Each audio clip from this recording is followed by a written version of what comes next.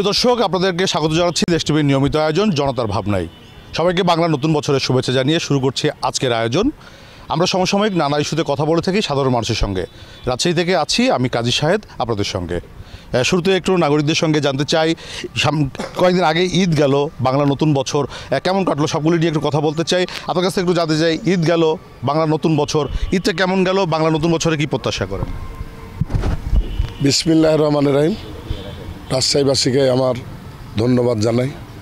আসলে এই 16-17 বছর যে অত্যাচারের জনগণ ছিল, সেই জনগণ এখন যেভাবে চলছে, আল্লাহর রহমতে একটু স্বস্তি কাটে ভালোইভাবে ঈদ করলো সবাই। এই 16-17 বছর মানুষ ঈদ করতে পারেনি ভয়ে, সরকার যেটা মনে করেছে আগের সরকার। খুবই দুঃখজনক যে যেটা যা মনে করেছে সেটা সার করেছে। সাধারণ জনগণের ভিতরে যেরকম দ্রব্যমূল্যর যে ওরা সিন্ডিকেট করে যারা ব্যবসা করেছে, তেল, পেঁয়াজ, জাল, ডাল, লবণ সবই তারা স্টকে রেখে যেভাবে যারা অন্যায় করেছে গরিবের পিছনে, তো আসলে আমাদের আর বলার কিছু নেই। তো এই সরকারের কাছে আমাদের আবেদন যে এই সরকার সুন্দরভাবে পরিচালনা করছে, আরও ভালোভাবে পরিচালনা করুক। আর এই সরকারের কাছে আমরা চাচ্ছি যে সামনে নির্বাচনটাকে জনগণের হাতে দিয়ে দিলে জনগণের বিচার যাকে দিবে, জনগণ রায় পায়, তাহলে সরকার মানুষের ভিতরে আসতে যায়। আপনি বলছেন যে 17 বছরে নাগরিকরা ভয় ভীতির মধ্যে ঈদ করেছে, কেন করেছে? এখন কেন মনে হইল যে সবাই শান্তিতে ঈদ করলেন? আসলে শান্তিতে ঈদ করছে 17 বছর, তারা তো যেটা মনে করেছে সেটাই করেছে। তারা উপর লেভেল থেকে একবারে আপার লেভেল পর্যন্ত যেভাবে প্রশাসনকে যেটা যা মনে করেছে, ওরা যা ইচ্ছা যেভাবে ওদের দুর্নীতি সমস্ত ওরা সব গুছিয়ে আঁকড়া করেছে। তো আসলে জনগণ তো ভয় করেছে, জনগণ তো কথা বলতে পারেনি, জনগণ তো কোনো দিনই কথা বলতে পারেনি। জনগণ 16 টাকার কেজি, 20 টাকার 30 টাকার কেজি চাল 60 টাকা কেজি খেতে হয়েছে। কী করবে? খাইতে তো হবে, বাঁচতে হবে। আসলে বাঁচার তো কোনো পরিকল্পনা। মানুষ খুবই এই কষ্টের ভিতরে ছিল। এই কষ্ট থেকে আল্লাহ যে এই গরিবদেরকে বাঁচিয়েছে, আল্লাহর কাছে শুক্র দিয়ে জানাই। যে আবারও হয়তো ফিরবো আপনার কাছে, তার আগে একটু আপনার কাছ থেকে জানতে চাই এবারে ঈদটি কেমন গেল এবং বাংলা যে নতুন বছর, সে বছরে এই সরকারের কাছে আপনার কি প্রত্যাশা? এই সরকারের কাছ থেকে আমার ভালো প্রত্যাশা। 1 নম্বর প্রত্যাশা হলো কি, আমরা গরিব মানুষ, আমরা যেভাবে ছিলাম, যেভাবে কষ্ট করেছি, সে কষ্টটা এবার ঈদের মধ্যে আমরা সেভাবে কষ্টটা পাইনি। ভালোভাবে ঈদটা করেছি আমরা, যেইভাবেই হোক আমরা ঈদটা ভালোভাবে করেছি। আর আমরা সরকারের কাছ থেকে একটাই অনুরোধ চাই, এই যত শীঘ্রই পারে এই এই এই ক্ষমতা জনের হাতে যেমনি দেয়। কেন মনে হচ্ছে যে মানে দ্রুত নির্বাচন হওয়া দরকার? দ্রুত নির্বাচন হওয়া দরকার। 1 নম্বর, আমরা যে অবস্থাতে আছি এটা তো কোনো থাকার কথা না। আমাদের তো একটা গতি করার দরকার আছে। আমরা তো কোনো আমাদের তো কোনো বাপের দরকার আছে। আমাদের তো কোনো বাপ নাই, আমরা তো এতিম। একটা অন্তর্বর্তী সরকার তো দায়িত্ব পালন করছে, সেই সরকার তো আছে, আপনারাই তো বলছেন যে সেই সরকার ভালো কাজ করেছে, জিনিসপত্রের দাম কমিয়েছে, ঈদটা ভালোভাবে করলেন। তাহলে এই সরকার আরও কয়েকদিন থাকলে সমস্যা কি? না, কয়েকদিন থাকলে তো হবে না, সরকার রাখতে হবে তো, সরকার তো করতে হবে। সরকার করলে তো শান্তি পাওয়া যাবে। সরকার যেটা আছে এ বর্তমানে তো খারাপ নাই, ভালো আছে, ঠিক আছে। এই তো অস্থায়ী সরকার, আমাদেরকে সরকার লাগবে, মানে নির্বাচিত সরকার লাগবে, নির্বাচিত সরকার লাগবে। তার কাছ থেকে আমরা কি দাবি করতে পারবো? এনার কাছ থেকে তো অত দাবি করা যাচ্ছে না। এ হলো আমার প্রত্যাশা। ধন্যবাদ আপনাকে। আমরা একটু কথা বলতে চাই, অনেক নারীরাও এখানে আছেন, আমরা একটু কথা বলতে চাই।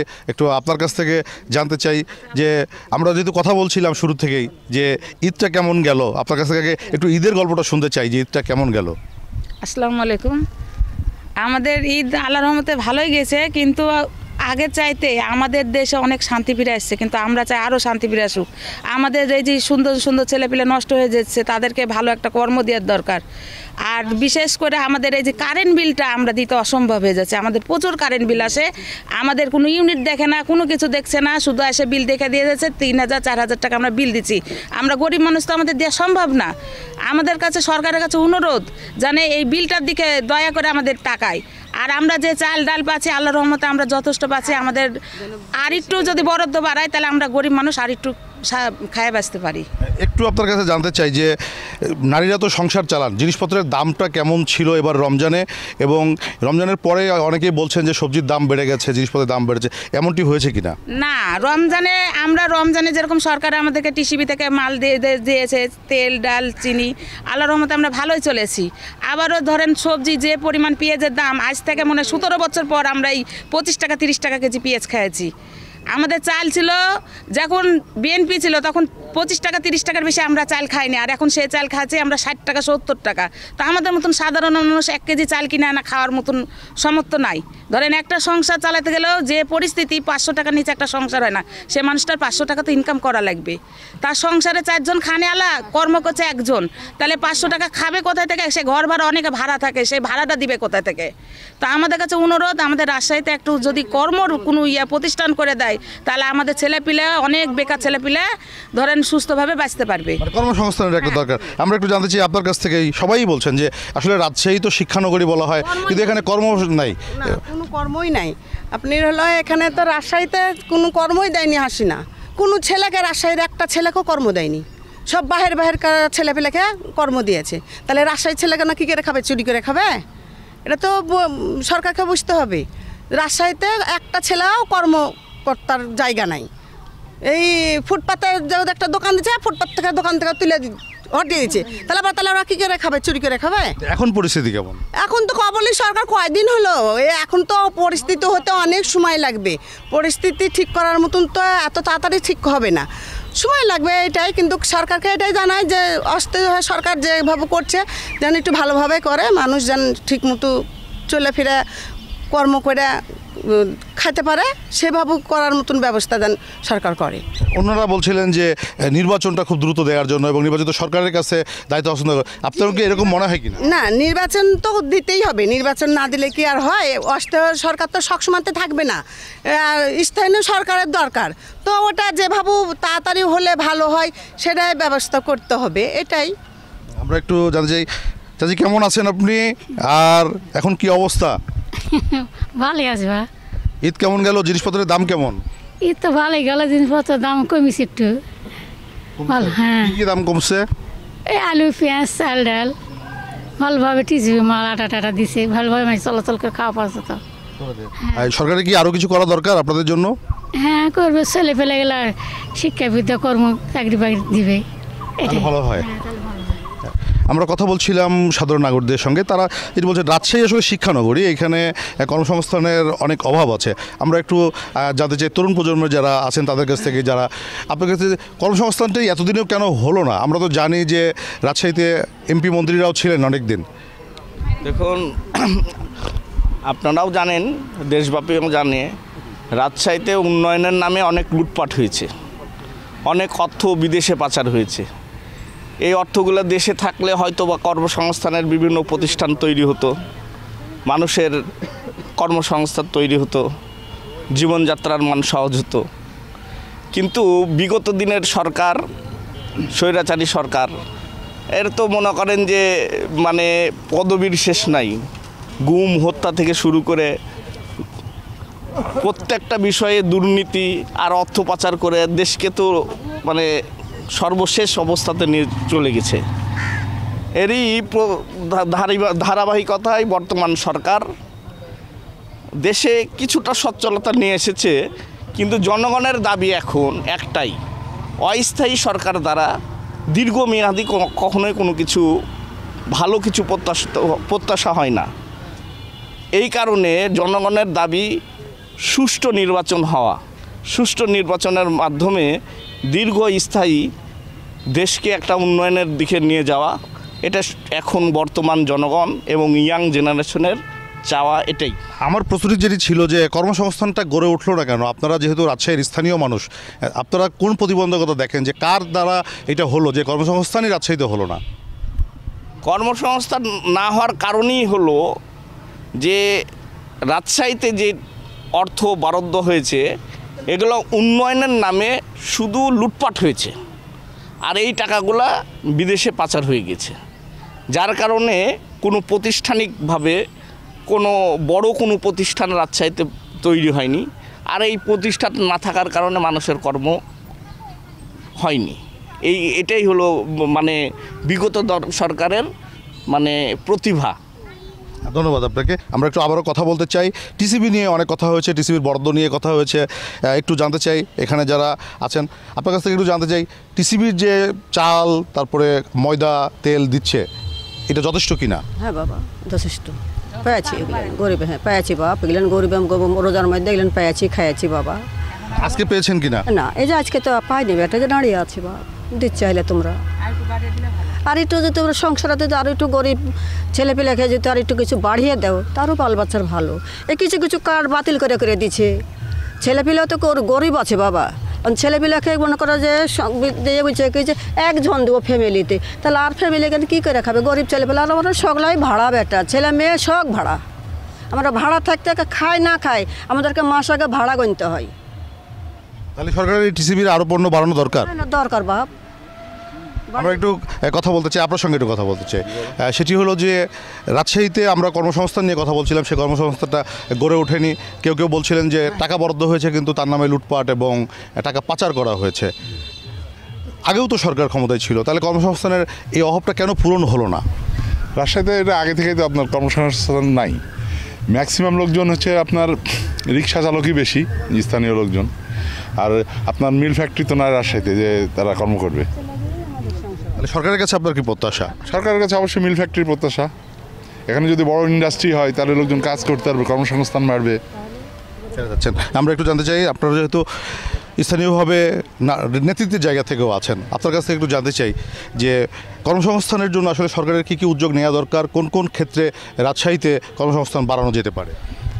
বিষয় হলো যে রাজশাহীতে বিভাগ ওয়াইজ কর্মসংস্থান ভাবতে গেলে রাজশাহীর জন্য সরকারের আগে ভাবা উচিত। বিভিন্ন বিভাগগুলোতে বিভিন্ন কর্মসংস্থানের ব্যবস্থা আছে, কিন্তু রাজশাহীতে কোনো কর্মসংস্থানের ব্যবস্থা নয়। শুধু এটা শিক্ষানগরের উপর নির্ভরশীল হয়ে আছে। শুধু শিক্ষানগরে থাকলেই আমাদের হবে না, এই শিক্ষা শেষ করে তারা যেন কর্ম পায়, এবং শুধুমাত্র রাজশাহীর বাইরে গেলে তাদের রাজশাহীতে কোনো কর্ম নাই, এটা হবে না। এইভাবে শিক্ষিত মানুষের কর্মসংস্থান, সাধারণ জনগণের কর্মসংস্থানের ব্যবস্থা করে দেওয়া লাগবে। এবং এই কর্মসংস্থানের জন্য আসলে রাজশাহীতে বড় বড় যেহেতু বলছে কলকারখানা, ইপিজেড, আরও বিভিন্ন আইটি ফার্মগুলো, আরও আনুষঙ্গিক বিভিন্ন জিনিসগুলো নিয়ে আসা দরকার, বিশেষ করে রাজশাহীর জন্য। একটু জানতে চাই আপনার কাছ থেকে যে কর্মসংস্থানের এই সুযোগগুলি হয়তো আগামীতে সরকার নির্বাচন নিয়ে কথা হচ্ছিল, এবং কেউ কেউ বলছিলেন যে নির্বাচিত সরকারের হাতে ক্ষমতা দেওয়া দরকার। স্থানীয় সরকার আগে নির্বাচন আগে নাকি জাতীয় নির্বাচন আগে, কোনটা প্রত্যাশা করেন? বিষয় হয়েছে যে নির্বাচন হলো আমাদের গণতন্ত্রের মূল অধিকার। আমরা তো 17টা বছর নির্বাচন বা গণতন্ত্র কোনোটাই পাইনি। নির্বাচন কি, ভোট কি আমরা সাধারণ মানুষ জানে না, এবং আমরা সাধারণ মানুষ কিন্তু অতিষ্ঠ হয়ে আছি। এই অতিষ্ঠতার উঠতে গেলে আমাদেরকে কিন্তু নির্বাচনের প্রয়োজন, এবং নির্বাচনটা প্রয়োজন এই কারণে যেন দীর্ঘমেয়াদী পরিকল্পনার জন্য। এই সরকার কিছু উন্নয়নমূলক কাজ করছে, তাদের কার্যক্রমগুলো অবশ্যই সাধুবাদ জানায় তাদেরকে, এবং তাদের এই সাধুবাদে, তাদের এই ভালো কার্যক্রমের সাথে, এবং সরকার যদি নির্বাচিত সরকার হয়, এই কাজগুলোকে তারা যেন আরও সামনে এগিয়ে নিয়ে যেতে পারে নির্বাচিত সরকার, আমরা এই আশা করব। ধন্যবাদ আপনাকে। এটা আপনার সঙ্গে কথা বলতে চাই, যেহেতু বারবার কথা উঠছে যে স্থানীয় সরকার নির্বাচন নাকি জাতীয় নির্বাচন, এটি নিয়ে মানে কেন্দ্রেও একটা আলোচনা আছে। আপনার কাছ থেকে জানেন যে নির্বাচন স্থানীয় সরকার নাকি জাতীয় নির্বাচন, কোনটা আগে দরকার? স্থানীয় নির্বাচনেরই দরকার, কেননা এখন স্থানীয় নির্বাচন না হলে পরে তো আপনার হলো জনগণ কোনো কিছু মানে শান্তি মতন চলাফেরা করতে পারছে না। কেননা ধরেন যে এর আগে ফ্যাসিস্ট সরকার 17 বছর এদেশে শাসন করে গেছে, সে সময় মানুষ নিঃশ্বাস নিতে পারেনি। এখন এই সরকারের আমলে মানুষ একটু নিঃশ্বাস নিতে পারছে, তো যা হোক এই সরকার একটু ভালো কাজ করছে। আমরা চাই যে সরকার নির্বাচন দিয়ে আমাদেরকে শান্তি রাখার চেষ্টা করুক, এবং সে ভালো থাকুক, তা আরও জনগণকে ভালো রাখুক। ধন্যবাদ আপনাকে। আমরা একটু কথা বলতে চাই আপনার সঙ্গে, স্থানীয় সরকার নির্বাচন নাকি জাতীয় নির্বাচন, এটি নিয়ে যেহেতু বিতর্ক আছে কেন্দ্র পর্যন্ত, আর রাজশাহীর মানুষ কী ভাবছে? আমার মনে হয় স্থানীয় নির্বাচনটা তো আগে দরকার। স্থানীয় নির্বাচনটা দিলে মানে ভালো হতো। আর নির্বাচনটা যদি হয় তাহলে আপনার রাজশাহীতে যে কর্মসংস্থান আছে, কলকারখানাগুলো যেগুলো আছে, আমাদের বিসিক ভবন যেগুলো আছে, অনেক বিসিক অফিস বন্ধ হয়ে আছে কলকারখানা, সেগুলো যদি চালু হয় আমাদের জন্য খুব ভালো হয়। এগুলো মানে স্থানীয় সরকার নির্বাচনটি আগে দরকার, এরকম বেশিরভাগ মতামত। আমরা একটু কথা বলতে চাই এদিকে যারা আরও বয়স্ক মানুষজন আছেন, যারা আমি একটু আপনার সঙ্গেও কথা বলতে চাই। সবাই কথা বলছিলেন যে নির্বাচন নিয়ে, তো আসলে নির্বাচনটি স্থানীয় সরকার নাকি জাতীয়, কোনটি আগে হওয়া উচিত? আসসালামু আলাইকুম। আসলে নির্বাচন তো আগে জাতীয় নির্বাচন হওয়া দরকার। তো আসলে দেশে এখন জাতীয় নির্বাচন না হলে শান্তি ফিরে আসবে না। যে সরকার আছে বর্তমানে আলহামদুলিল্লাহ তারা ভালোই দেশ চালাচ্ছে, আরও চালাক, দিয়ে একটা ভালো সুস্থ নির্বাচন জনগণের মাঝে ফিরিয়ে দিলে আমরা স্বস্তি পাই এবং এই কামনাই করি আমরা এই সরকারের কাছে। আমরা আরেকটি যেটি বিষয় হচ্ছিল যে রাজনৈতিকভাবে মানে আমরা তো দেখলাম যে আইন শৃঙ্খলার খুব একটা ভালো অবস্থান নাই, অনেকে বলছিলেন আইন শৃঙ্খলা পরিস্থিতির অবনতি হয়েছে বা আইন শৃঙ্খলা পরিস্থিতি যেরকম থাকার কথা মানুষ যেটা প্রত্যাশা করে তেমন নেই। আইন শৃঙ্খলার উন্নতি করা আরও দরকার কিনা?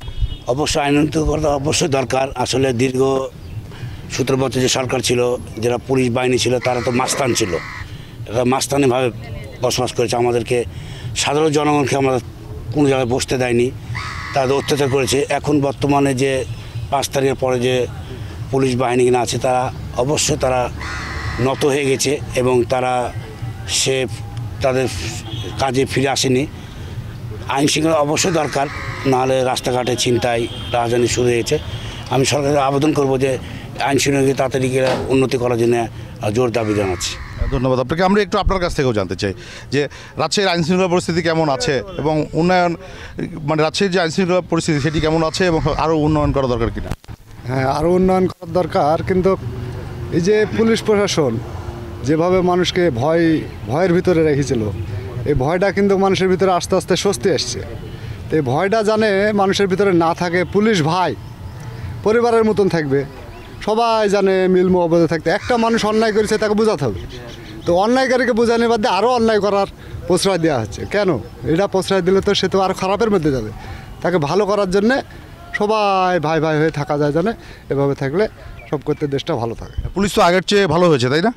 অবশ্যই এখন তো ভালো হবেই। এটাই এখন ধরেন ভাই ভাই মারামারি করে না, এরকম মারামারি করে আবার এক হয়ে যায়, তো এরকম হয়ে যেতে হবে যে মারামারি হয়েছে আবার এক হয়ে যাবে, সবাই মিল মহব্বতে ভাই ভাবে থাকবে। একটা পরিবার যেভাবে থাকে, অশান্তি হয় আবার শান্তি হয়, এই শান্তিটা জানে থাকে। ধন্যবাদ আপনাকে।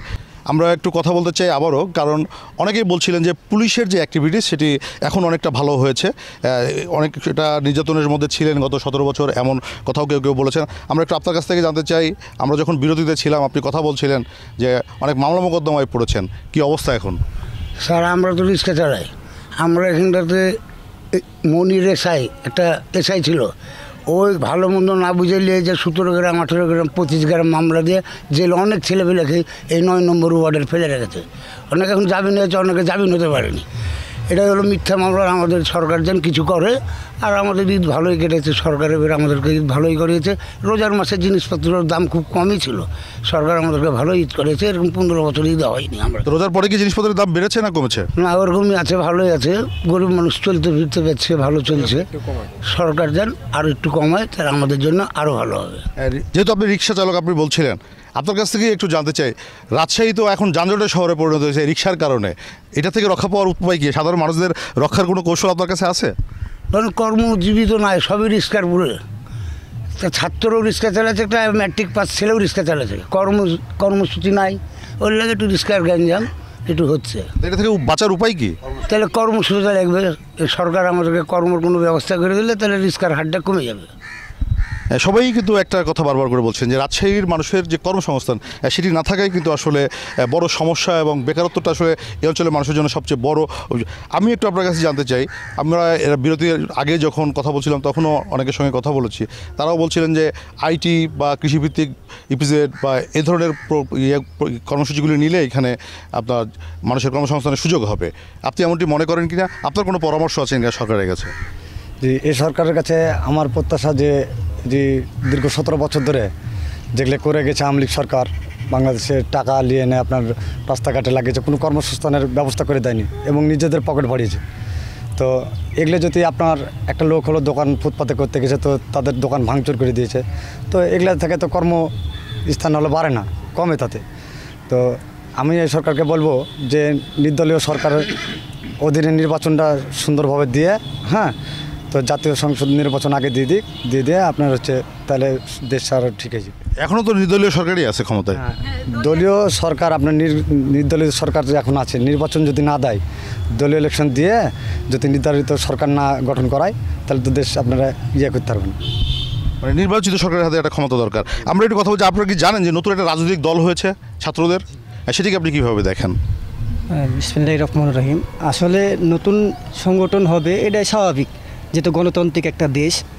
আমার ইচ্ছা হলে আমি করতে পারি, আপনার ইচ্ছা হলে আপনি করতে পারেন। তবে ছাত্র যেভাবে আপনার রাজনৈতিক দল করেছে, বিগত দিনে আপনার ফ্যাসিবাদ আওয়ামী লীগ সরকার যেভাবে ছাত্রদের উপরে জুলুম অত্যাচার করেছে, বিরোধী দল বিএনপি সহ আরও অন্য যেসব সংগঠন আছে তাদের উপরেও জুলুম অত্যাচার অনেক রকম হয়েছে। পুলিশ ধরেন যে আপনার বিগত দিনে যারা রাজনীতি করেছে তাদেরকে হয়রানিমূলক বিভিন্ন রকমের মামলা দিয়েছে। এক একটা নেতাকর্মীর পক্ষে দেখা যাচ্ছে 7টা 8টা 10টা, কারো কারো হাজারো মামলা হয়ে গেছে।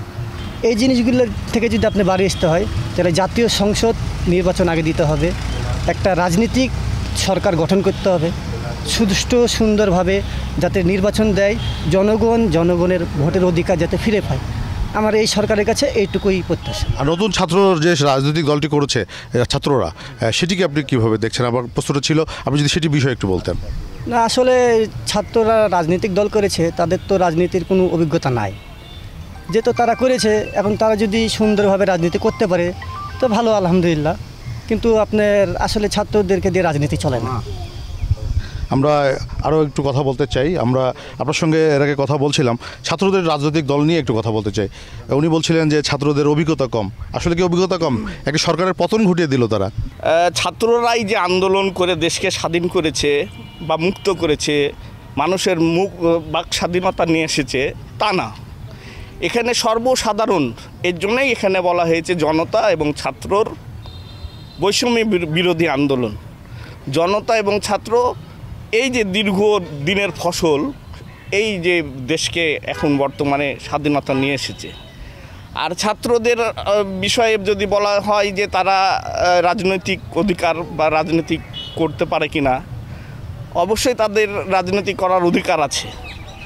তবে আন্দোলন বিষয়টা একটা আলাদা জিনিস, দেশকে পরিচালনা করাটা আলাদা জিনিস। ধন্যবাদ আপনাকে। প্রিয় দর্শক, আমরা কথা বলছিলাম সাধারণ নাগরিকদের সঙ্গে। রাজশাহী থেকে আপনাদের সঙ্গে ছিলাম আমি কাজী সাহেদ। জনতার ভাবনা শুনছিলাম। আগামীতে অন্য কোথাও আবারও শুনবো জনতার ভাবনা। সে পর্যন্ত দেশ টিভির সঙ্গে থাকুন, সুস্থ থাকুন।